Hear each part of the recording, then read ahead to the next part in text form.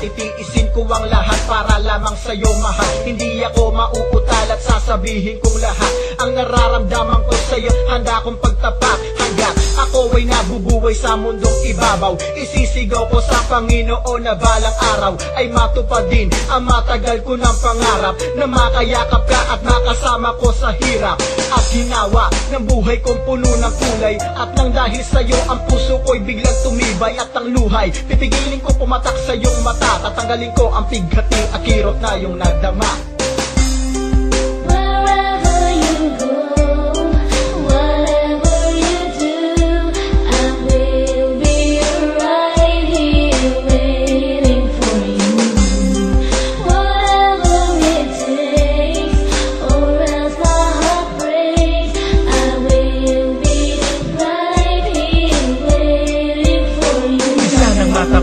Tingin sa malalayo at habang tumatagal ang paningin ay lumalabo at ang isipan ay bumabalik sa nagdaan. Lagi akong nakatambay sa lugar na kung saan tayo ay nagkasama at tayo'y nagkakilala. Hindi na mawala sa akin ang iyong alaala. Para akong buang tulal at nakangiti habang naiisip ko ang iyong mga kiliti. At ang ngiti mo sa akin ay nagpapasaya sa mga panahon at sandaling kasama ka pa. Sana'y malaman mo sinta na ako'y naghihintay, ikaw lamang ang mahal hanggang ako ay mamatay. Ang dami-dami ng mga tanong dito sa aking puso, kung ba't ikaw ang tinuturo ng kamay at nguso. At kahit na itanggi ko na di kita mahal, ang pangalan mo laging kasama sa mga dasal. At sa tagal ng pagsasama nating dalawa, kung bakit ko pa naramdaman ngayon na para bang naakit ang puso ko na dati kaibigan ng tingin. Pero nang matitigan ka gusto nakitang ang kinig. Gulong-gulo na ang isipan, di alam ang gagawin. Kung pwede lang sa may kapilya ka agad na dadalhin. At sasabihin ng tapat pagmamahal ko sa iyo. Pinapangarap ko noon pa man na ikasal sa'yo.